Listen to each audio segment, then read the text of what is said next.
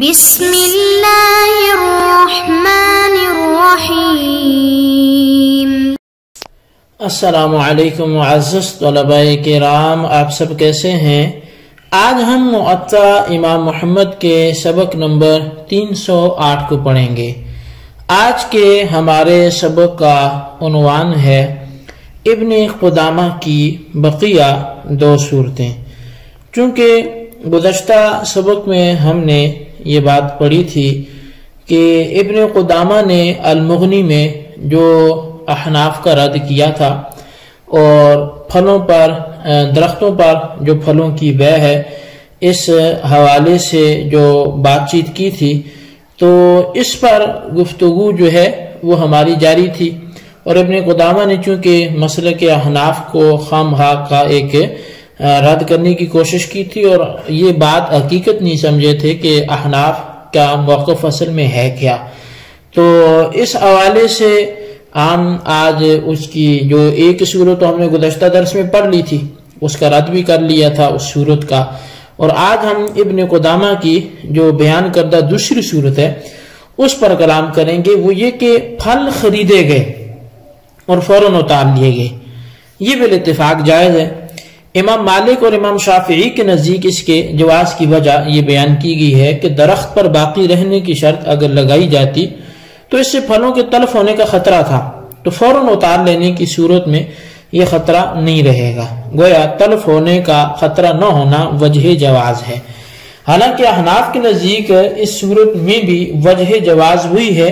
کہ اس میں غیر کی ملک میں تصرف نہیں پایا جاتا، جیسے پہلی صورت میں غیر کی ملک میں تصرف کرنا لازم آ رہا تھا، تو اس وجہ سے وہ صورت ناجائز تھی اور اس کو ابن قدامہ نے کسی اور رنگ میں بیان کیا۔ تو یہاں پر جو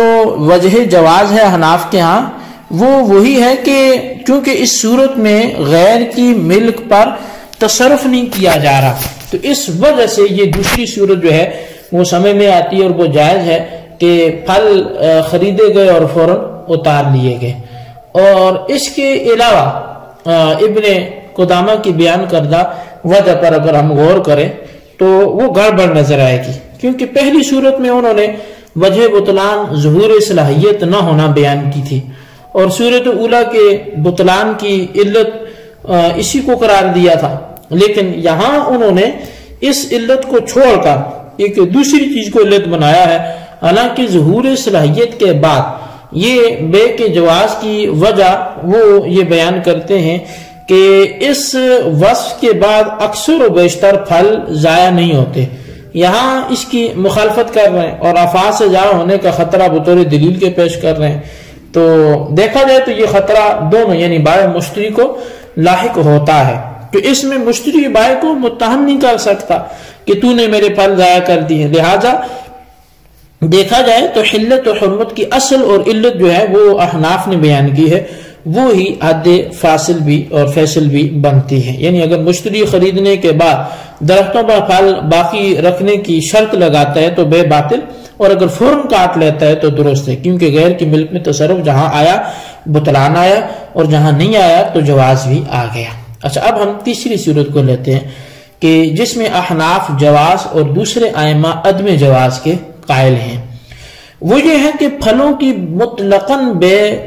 کرتا ہے، نہ توڑنے کی شرط نہ باقی رکھنے کی شرط لگاتا ہے، تو اس صورت کو ائمہ ثلاثہ نے باطل کہا ہے اور اس کی وجہ عدم ظہور صلاحیت قرار دی ہے۔ لیکن یاد رہے کہ امام اعظم امام ابو حنیفہ رضی اللہ تعالی عنہ نے آپ کا اس بارے میں موقف یہ ہے کہ جب خریدار نے کوئی شرط نہیں لگائی اور خریدار بہرحال مسلمان ہے اور مسلمان کسی کی ملک میں تصرف کرنے کو جائز نہیں سمجھتا، تو وہ اس حکم کے پیش نظر یہی فیصلہ کرے گا کہ میں پھلوں کو جلد از جلد اتار لوں تاکہ غیر کی ملک میں متصرف نہ بنوں، تو اطلاق کی وجہ سے وہ پھل توڑنے کو ترجیح دے گا، اور یہی وجہ جواز بھی بنتی ہے۔ تو لہٰذا مطلق بے کی صورت میں احناف کا یہ نظریہ ہوگا کہ وہ فوراً توڑنے کی شرط کی طرح ہی ہے، تو اس وجہ سے یہ پھر جائز بھی ہوگا۔ تو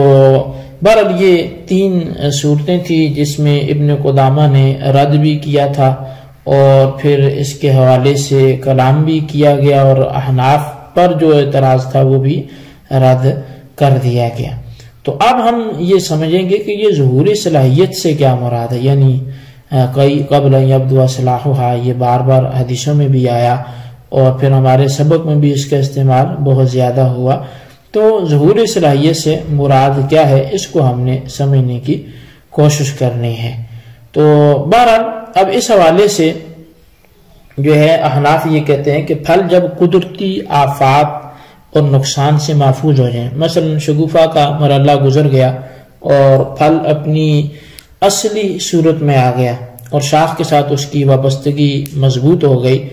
یہ اس میں ظہور صلاحیت کہلائے گا۔ امام شافعی فرماتے ہیں کہ پھل کا پختہ ہو جانا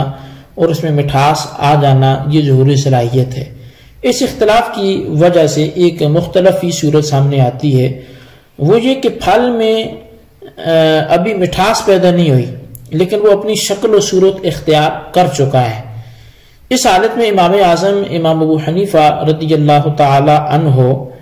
آپ کے نزدیک یہ جائز ہے، لیکن ائمہ ثلاثہ کے نزدیک چونکہ ظہور صلاحیت نہیں ہوا اور عدم ظہور صلاحیت ممانعت کی وجہ ہے، لہٰذا یہ بے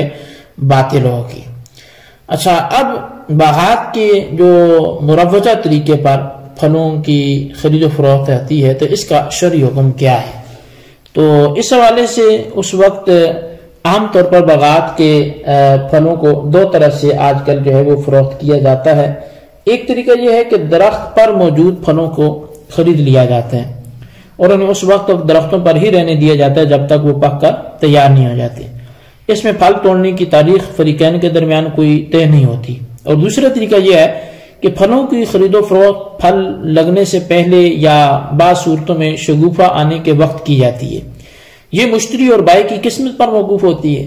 کہ کسے فائدہ اور کسے نقصان ہوتا ہے۔ تو بہرحال مشتری کو مقررہ قیمت لازماً دینا پڑتی ہے اگرچہ اسے کچھ بھی نہ ملے، یا قیمت سے زیادہ پھل مل جائیں۔ یہ دونوں صورتیں عذر شرع باطل ہیں، کیونکہ پہلی صورت میں غیر کی ملک میں تصرف لازم ہے کہ وہ انتظار کرے گا جب تک پکے گا تب تک نہیں اتارے گا، اور دوسری میں معدوم کی خرید و فروخت ہو رہی ہے، اور دونوں باتیں شرعاً ممنوع ہیں۔ اور اگر شگوفے نکل آئے اور پھلوں کی شکل و صورت بن گئی اگرچہ کچی ہی ہے، اس قدر احناف کے نزدیک بے جائز تھی، لیکن اس کے لیے پکنے تک درخت پر چھوڑنے کی شرط نے ہمارے نزدیک بھی بے کو باطل کر دیا ہے، لہذا بالاتفاق یہ بے ناجائز ہوگی۔ لہذا باغات کے مالک جو حضرات ہیں ان کو چاہیے کہ وہ بے و شراء میں جائز طریقے اختیار کریں تاکہ نہ خود حرام کھائیں اور نہ دوسروں کو ایسی خوراک مہیا کریں۔ نبی علیہ الصلوۃ والسلام نے باغات کے بارے میں حضرات صحابہ کرام کو واضح ہدایات عطا فرمائی ہیں، انہوں نے ان پر عمل کیا ہے۔ وہی ارشادات آج بھی ہمارے پھلوں کے بیپاریوں کے لیے مشعل راہ ہیں، یعنی پھلوں کی خرید و فروخت اس وقت تک کی جائے جب تک وہ پک جائیں اور فوراً کاٹ لینے کا مشتری کو پابند کیا جائے۔ تو احناف نے اس کے جواز کے لیے کچھ اور بھی طریقے ذکر کیے ہیں جو علامہ سرخسی رحمۃ اللہ علیہ نے اپنی تصنیفات مبسوط میں ان کو لکھا ہے۔ آپ ان میں سے ایک طریقہ یہ بھی لکھتے ہیں کہ جواز کی ایک صورت یہ ہے کہ کوئی شخص مدت معلومہ تک زمین کرائے پر لے لے، لیکن اگر زمین کے بجائے درخت کرائے پر لیتا ہے اگرچہ مدت معلومہ کے لیے ہی ہو، یہ جائز نہیں ہے، کیونکہ زمین کا جو ہوتا ہے وہ کرایہ پر لینا وہ بغیر اس کے وہ صحیح نہیں ہے، اور درختوں کا کسی حال میں جائز ہی نہیں ہے۔ تو اس صورت کی وضاحت یہ ہے کہ زمین ایسی چیز ہے جو گھٹتی بڑھتی نہیں ہے اور درخت گھٹتے بڑھتے ہیں، لہٰذا پھلوں کو پکنے تک اگر درختوں پر وہ پھلوں کو رکھنا چاہتے ہیں تو درختوں کے بجائے زمین کو پھل پکنے تک کرائے پر لے لیا جائے۔ اس صورت میں غیر کی ملک میں تصرف لازم نہیں آئے گا، لیکن اس صورت میں پریشانی یہ ہے کہ زمین کا مالک اس مدت میں بھی اپنی زمین جو کرائے پر دے چکا ہے اس میں کھیتی باڑی کرتا رہتا ہے، حالانکہ عذر شرع وہ اس کا پھر مجاز نہیں رہتا۔ یہ طریقہ اگرچہ فی زمانہ مشکل ہے لیکن اختیار کرنا ناممکن بھی نہیں ہے۔ اچھا، صاحب رد المختار نے بوجہ ضرورت اس مذکورہ صورت کا حل وہ آپ نے تحریر فرمایا ہے، اور وہ یہ ہے کہ آپ نے فرمایا کہ جیسا کہ آپ پڑھ چکے کہ پھلوں کی موجودہ حالت خرید و فروخت عذر شرع جائز نہیں، اور یہ بھی مسلمان اسے چھوڑنے کے لیے تیار بھی نہیں ہے، تو بوجہ ضرورت اس میں حلت کی گنجائش نکالنی پڑے گی۔ ضرورت ایسی حالت ہے کہ شریعت اس کے پیش نظر حرام اشیاء کی حرمت اٹھا کر اباحت میں منتقل کر دیتی ہے۔ موجودہ صورت کی قریب ترین شرعی خرید و فروخت جو ہے وہ بیع سلم نظر آتی ہے۔ اس کی مکمل شرائط اگرچہ پھلوں کے مسئلے میں موجود نہیں ہے، مثلا